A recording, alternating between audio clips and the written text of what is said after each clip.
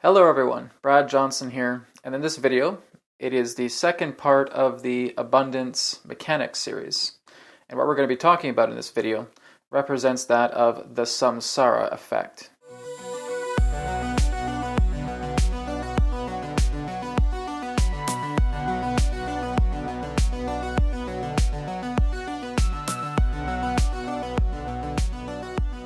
Now this is one of the biggest downloads I've gotten, and it was something that was downloaded to me today.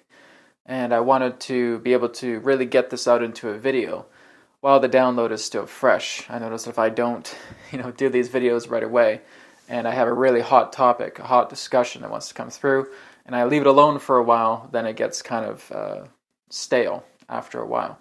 So I wanted to make this video and talk about this very important topic. And this really represents the idea of samsara. Samsara, basically in Sanskrit, would represent that of wandering, or representing that of the world. Basically, we could look at the Ouroboros symbol, and this could be a very good example of what samsara represents. It is the idea of life loops, and that when we come into incarnation, when we start living on a physical world like this, where we are incarnated within a body, that we start going through the world. We start interacting with our parents, our siblings, our friends, co-workers, whoever it may be. We start initiating ourselves from the moment that we come out of the mother's womb and we enter samsara. Now, samsara represents that truly of attempting to create basically a mechanism, a technology that is helping you to align to your own will. That's the entire purpose why many of us will go through these feedback loops. We will go through the wandering cycle, the circuit-like movement, and moving and repeating ourselves over and over again. Sometimes this can be done through illness. Sometimes this can be done through relationship hardships, professional hardships, whatever it may be. Our own consciousness, our own intelligence that represents our own will is putting us through this samsara. Now basically through every single planet, through every particular type of existence, when you are incarnated in the flesh, physically here, in a third density realm that represents emotion, that represents self, that represents ego, we go through samsara. It is all part of an exam. It's all part of a school. It's all part of a university in that way. For us to basically achieve a state of Universalis. Now, basically what Universalis means is complete liberation past the degree of anything polarized. To truly be in a Universalis state is truly to be isness with the universe. It is through this particular type of neutralization that breaks you through samsara. So this samsara effect is something that we continue to repeat over and over and over again. If we're basically attempting to fight an illness and we don't know what to do to get over this illness, we're trying Western doctors, we're doing everything to externally try and heal ourselves. But this particular virus, this illness, is not getting any better. Because that's not the point. The aspect is that your own will impose this manifestation upon yourself until you learn to understand a great state of love within yourself.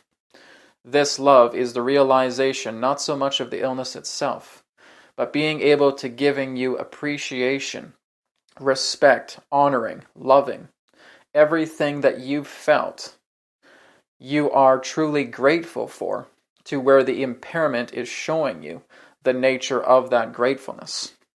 Once you have really experienced a gratefulness and have been able to work together with inner healing, healing of emotions, healing of mentalism, healing of the aspect of your own body through belief systems, the aspect of the samsara loop now breaks.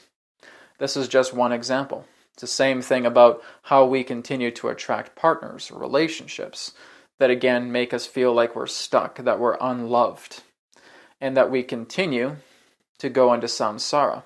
we're continuing to go through this feedback loop, partner after partner after partner. This is something that has personally happened to me as well. And then there will come a point where you're able to look inside yourself, accept exactly what you are not. And that is the key, because you feel, what am I doing wrong? What am I doing wrong? All I'm wanting is love from somebody else. No. All it is representing that you have the inability to love yourself. And so you feel you must compensate that with another person when you're not living and loving yourself deeply, as you know you have the possibility to do. Once we come to terms with that, the samsara breaks. The samsara effect is no longer there. So these examples, as it relates to the samsara, is basically again, mechanism, a technology that our own consciousness will creates to helping us break a cycle, to break a loop, so that we can enter one very important state, Universalis, or that which represents our own natural will, our own state of authenticity. Authenticity defined in that way, living through the expressions of the self, living through the expressions of completion without anything conflicting through it. That would represent the aspect of authenticity. Your authenticity really holds no particular emotional parameters to it. It is not the idea that the over-excessive aspect of positivity no longer needs to counterbalance the aspect of negativity. Because as I've talked about in the past, the only reason we utilize the certain degrees of emotions, from negative to positive, is that the positive is working to counterbalance the negative, and bringing it back into the point of neutrality, of universalis, and moving it into that state of neutralization. So, when we are not able to depolarize those particular aspects of ourselves, we remain confined within a feedback loop. We stay in samsara. So the whole key here about why you may feel that certain manifestations that you have been putting so much intention forward are not coming to pass because this other thing is looping again and again and again and again, is because it's your own will, it's your own universalis telling you, before you can go ahead and manifest that, you need to look at something within yourself that must be healed, that must be resolved. You need to admit something. You need to be humbled before yourself, humbled within the God and Goddess within yourself, in order for you to break that samsara and then move into that particular manifestation that is in alignment with your will. You are not basically attempting to assign an aspect of yourself that is not of your will. When you have that passionate feeling, when you have that true nature of manifestation that you know you are going after, that is indeed a part of your universalis. That does represent a theme of yourself that you are personally exploring and looking to manifest to become a part of. But the reason why it is being held back is because you are giving yourself a lesson. Your own will is telling you, you cannot go into that manifestation because this bridge right now is currently broken. It may represent that you need to work on your love. You need to work on your trust. You need to start forgiving others. You need to work on these emotions that are preventing you from moving into universalis. Rather than feeling that I can do this, I'm going to manifest, and I'm getting frustrated because this isn't happening. I'm getting angry. I'm getting pissed off because this isn't happening. What is wrong with me? Oh, I must be worthless. I can't do this anymore. This sucks, right? And then we get drawn into more emotions, and now the samsara gets stronger. The snake now starts to devour even more of its tail because we're basically sucking ourselves into the void of this cycle. So this cyclic void is coming around over and over and over again, continuing to repeat paradox. And paradox, in that particular way, represents an invention as well. It is when the paradox moves into a state of harmony, where it is no longer a polarized concept of the finite or the infinite, but being in that sense infinitely finite or finitely infinite, that represents the harmonization of paradox. Paradox is not to be seen in the idea of one hemisphere to another, or how one coincides together with the other in a form of separation, but it is therefore giving you the idea that they merge, that they converge. And that is how we basically harmonize paradox, when paradox has answer. When the riddle itself, when the enigma itself, is resolved through the understanding, not an answer. Now that may make people kind of confused.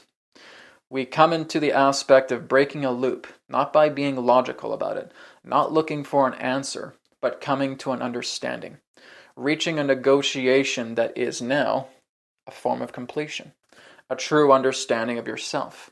If you attempt to scrutinize exactly why you have a certain emotion towards a situation, you will be at it forever. You'll continue to feel the samsara. But if you understand that this is exactly why I have been creating this samsara, is because the perfect moment is to realize my imperfection. That is basically, again, a paradox when they converge together. It is not about you being an imperfect being. It is not about you being a perfect being. It is the idea that the perfection is in the imperfection, that the imperfection is the perfection. And that brings you into understanding. That therefore resolves the paradox. That resolves the samsara. So I wanted to put this out there because there have been, in times past, either through my own looking, with my own information, with my own sharing of sessions, etc., and other people that I'm seeing just comment about manifestation. Does this really work? Because I try and do this, and I feel like I just go back to square one. It's not to say that you're not doing that aspect of manifestation. It's basically the idea that if you want to try and get to this center, but all you're doing is orbiting the center just like this, you're not going to be able to reach the center because you're too busy moving around the samsara effect. The samsara loop is becoming so strong because you keep saying, I am imperfect, I need this, I want this, I can't live without this, I can't do this, there's no way that this is possible, this is not going to be possible for me to do in this lifetime, I guess I'm fated to do this, I guess destiny is telling me to do this, and I can't get around destiny, there's no way to beat fate, everything else is blah blah blah blah blah blah blah blah blah. And we go through that infinite samsara loop. That becomes the fractalized convergence of a loop, of a feedback energy, of the Ouroboros that is just looping around the sun. And the sun is our resolution. It is the aspect of the understanding. So in order for us to connect with the sun, our true spirit spark, our Universalis, we basically need to come into a deep understanding of ourselves. It's not looking for the external, through the external, for a particular answer. This is what we are learning to let go of. The aspect to how you are becoming healthy, to how you are refining yourself, to how you are expanding, to how you are realizing what you're holding on to, never comes from outside. Always comes from within. It is always based on emotion. It is always based on belief system. It is always based upon polarity. It is always based upon the distortion of right and wrong. It is always based upon the distortion of value. It is always based upon the distortion of morality. That this is how I will see myself in some type of polarized concept, rather than just accepting that I admit this is something that I have been seeing myself as, that I realize I am not. And that is your liberation. The admittance of looking into yourself as the shadows. The shadows have always been you. They have been cast aside because of the inability to see the big picture. The big picture represents everything in omnipresence. And that is what has caused us so deeply to fall back and to remain inside samsara. So this is something that I want to share with all of you as an abundance mechanics teaching. That again, if you are feeling that point of suffering, if you are feeling that you are unworthy, that you have represented the idea of polarized value to yourself, that something needs to be right, that something needs to be wrong, that something needs to be held on to morality, that all I have to do is I'm looking at soul contracts, and it's all about destiny, and it's all about fate. These are polarizations. The aspect of destiny and the aspect of fate is a polarized imbalance. It is the idea of feeling that when you look at the idea of a contract or a soul agreement, that is only a theme that you are playing with that holds a relativity. It holds a subjectiveness to itself. It is an interpretation. That particular contract can truly be anything. But it's the idea that you are working with this contract because you are not able to yet see. And that's the best way I can put it. You cannot yet see yourself. You still look at yourself with blinders on. You still see yourself with a certain type of colored glasses through a prism that does not represent yourself. And when that prism, those glasses, that particular type of blinder is now removed, it's because you've humbled yourself. It's because you've surrendered. It's because you're able to look at these emotions and realize they're a part of yourself. That the aspect in regards to everything that's happening into the world represents that of a cloak, an alibi, preventing you from seeing yourself. And feeling that there are these discomforts in the world, sure they can be. But again, it's seeing how you react to them. Because when you truly are in that state of Universalis, you're able to now give love, give purity to everyone, to everything. You understand the nature about how world is no longer some type of fractal linear concept, but it is truly omniscient. It is truly non-linear. You are now able to look at all of the frame sets of reality simultaneously. You are now able to understand exactly how mechanisms, individually and collectively, come together and how they associate with each other. You are now able to share your own perspective, not because you feel you have to, but because this is part of who you are. There is no aspect to something that would retain to a degree of value in regards to compensation about what you are receiving. It is the idea that when you are truly in that alignment of Universalis, you simply represent presence in the greatest capacity that can be shared. In the idea that you have moved past polarity and that the Samsara no longer needs to repeat itself. It is no longer about the idea that you must spend 20, 30, 40, 50, 60 years inside a cave meditating to giving yourself understanding how you transcend past samsara. It is the idea that you are already the rainbow body, that you are already the luminescence, that you are already everything beyond the aspect of the polarities that you have assigned yourself to keeping you inside the loop in the first place. It is the aspect to deal with emotion. It is the aspect of dealing with mentality. It is the aspect of dealing with the degrees of free will that have created confusion, that have created the negative and the positive, and now just looking to rebalance itself together. That is how you break samsara. That is how you move past the loop. That is how you come into Universalis. That is how you come into isness.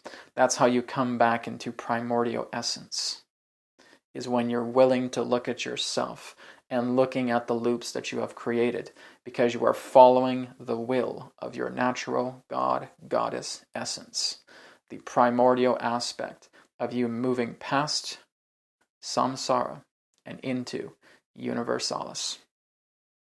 Thank you so much for watching. For more questions on this video, please feel free to contact me on my website, realitywhisperer.com. Thank you again. Take care. Namaste. And may it be well with you. Goodbye.